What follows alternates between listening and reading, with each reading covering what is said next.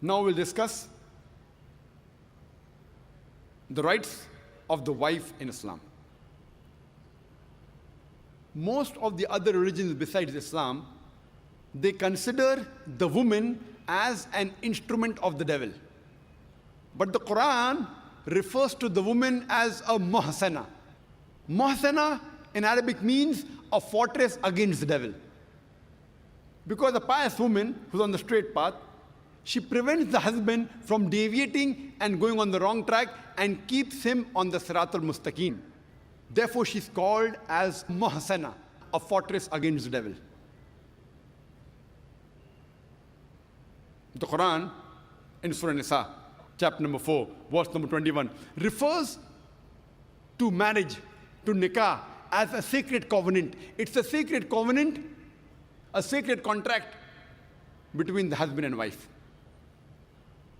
The Quran says in Surah Rum, chapter number 30, verse number 21, that we have created for you mates from amongst yourselves, so that you may live with them in tranquility, and He has put love and mercy between your hearts.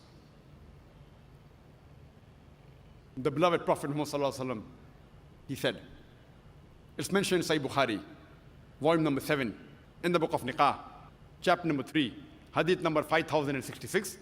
The beloved Prophet said, "O young people, whoever has the means to get married should get married." The beloved Prophet also said, there is no monasticism in Islam. And the Prophet said, anyone who marries, he completes half his deen. Once during question answer time, there was a person who asked me, that does it mean that if I marry twice, will I complete my full deen?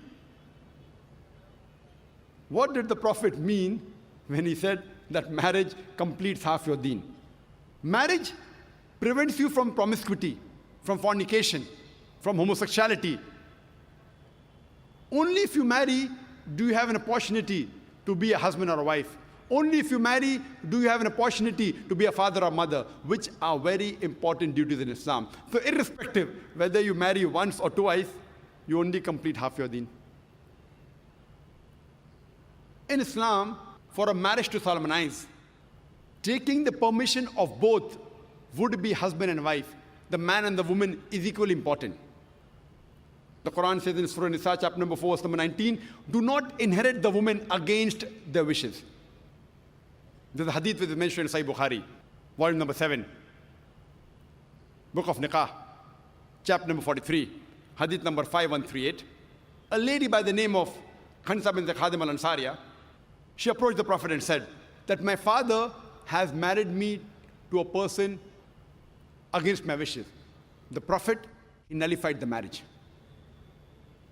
There's another Sahih hadith which is mentioned in Ahmad ibn Hanbal, hadith number 2469, where a lady approaches the Prophet and says that my parents have forced me to marry a man against my wishes.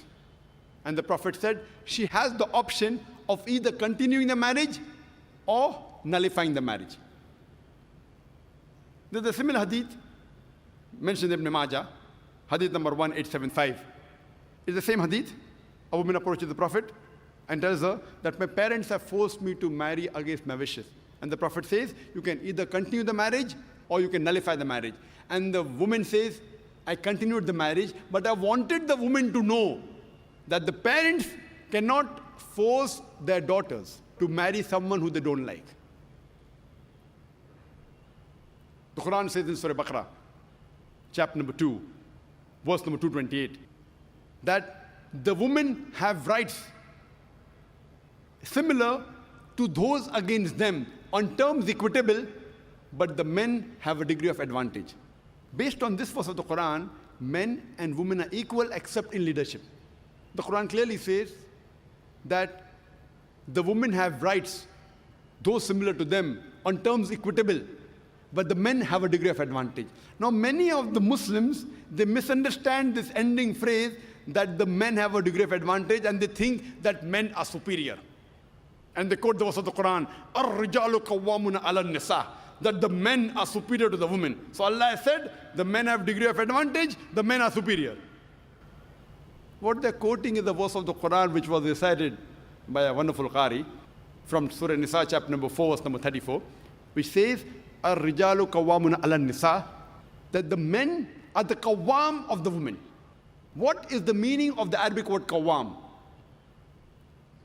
Qawwam comes from the root word aqama, which means to stand up for. How we have aqama before salah, we stand up for salah. So this Arabic word qawwam means the men have one degree of additional responsibility and one degree additional service towards the woman, not one degree of superiority to boss over the woman. And if you read the tafsir of Tabari, he says the Arabic word qawwam means one degree of additional responsibility. Because if you read the verse ahead, the verse says that Allah has given men more strength than the women. So because of that advantage, it's the duty of the men that they should take care of the woman, they should not boss over her. Furthermore, Quran says in Surah Nisa, chapter number 4, verse number 19, that treat your wives with equity and kindness, even if you dislike her. Means even if you don't like your wife, yet treat her with love and compassion. And treat her kindly, even if you dislike her. Even if you dislike her, treat her with kindness and compassion. And in Islam, we do not consider calling the women as housewives. Housewives. You know, housewife, if you analyze, means she's married to the house. In Islam, we don't consider our women, they're married to the house, to be called housewives. You know, in English we have, what is their profession? Housewife. We in Islam prefer calling the women as homemakers because they make the home, they build the home. So inshallah, I believe that the ladies from now onwards, when they have to fill any form, instead of writing the profession, if they are not right housewife, that's English terminology. They are marrying you to your house. Prefer mentioning homemaker, because the woman builds the home, they make the home. And in Islam, a woman is not married to a master to be treated like a slave. She is married to an equal, and the role is that of partnership. And Quran gives a very good phrase in Surah Baqarah, chapter number 2, verse number 187, where Almighty God says, Hunna libasul lakum wa antum libasul lahunna. That they are your garments and you are the garments.